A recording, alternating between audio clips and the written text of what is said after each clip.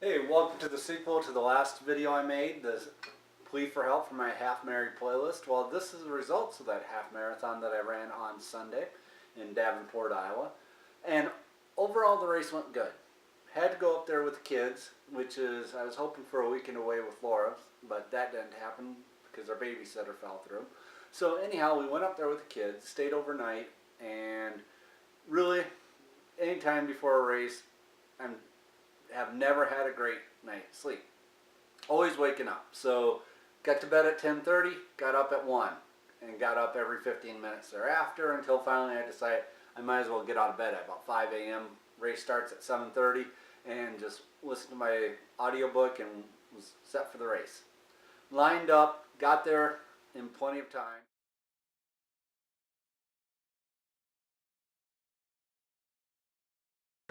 I know you're anxious. This is a no excuse day, everybody. This is what you got. All right, good luck to everybody. Yeah, bring your athletes forward. We're walking.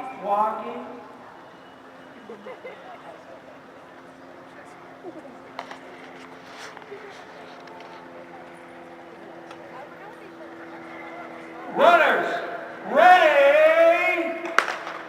and they're underway.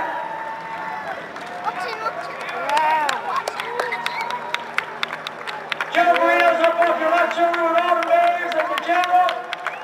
Get ready to rock out there today. Kelly Grant's out there with all of you. You know what? We're going to see a few new people coming back real quick.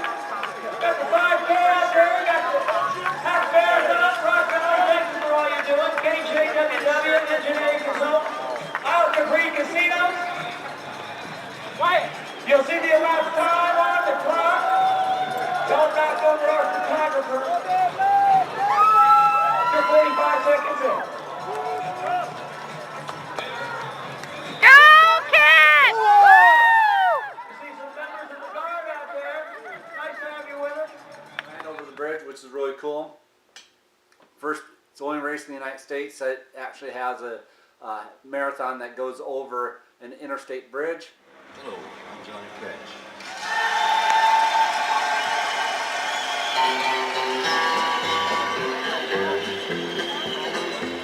I hear the train a-comin', it's rolling around a bend, and I ain't seen the sunshine since I don't know when. I'm stuck in Folsom Prison, and time keeps dragging on. But that train keeps a-rolling on down to San Antone. When I was just a baby, my mama told me, son, always be a good boy, don't ever play with guns. But I shot a man in Reno just to watch him die. As for the course in comparison to the marathon course is much better. You don't have a lot of the out and backs and roaming around to nowhere on Arsenal Island or the 6 mile out and back at mile 20. So enjoyed the course a lot more than I did the previous year. And it also made a little bit of difference in the fact that once you get to mile 10 and you're running across the bridge to Arsenal Island, you know there's only 3 miles left in the race, and anybody can run 3 miles. If you recall from last video, my goal for the race was, my gold medal goal was 155. My silver medal goal, which is, if I got it, I'd still be very happy, was 158. And my bronze medal, which is usually how I refer to, I won't be happy with my performance if I get less than this, and that was 159.59. I wanted to at least run under 2 hours. And the first 6 miles of the race, I was right on pace for a 150. I slowed it down at that point. One thing that happened, and has happened the last 2 years that I've ran at Quad Cities, is that because I'm on a low-carb diet, I have to have my wife stationed around the course to give me a low-carb electrolyte drinks. If you haven't seen my videos, you obviously, my endurance athlete videos, you know that I drink something different than standard high fructose corn syrup Gatorade drink. So the previous day before, we had tried to station Laura around the course, every 5 miles or so, mile 4.5, and then mile 8 and mile 9, I'd get to see her twice, and then I'd sprint to the finish, and she'd catch up with me in the car, and it'd be a great race.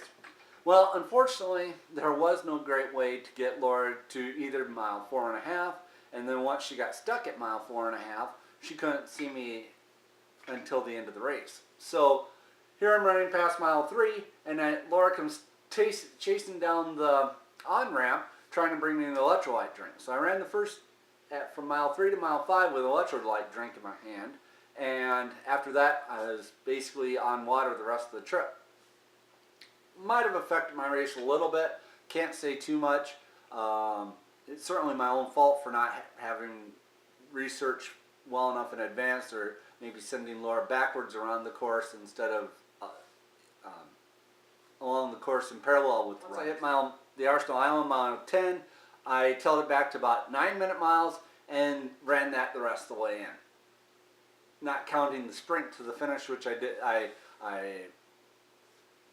passed a number of people and ended up coming in past the finish line at 1:54.45. So I beat my gold medal goal, which made me quite happy, and overall it was a great race. Couldn't beat the weather. It was 60-ish by the time we ran, and really perfect race, perfect weather, and thank you for the playlist. It really helped. I'll include some of the photos in this video, and I look forward to making my next video, which should be a recipe video in a few days. Thank you. Bye.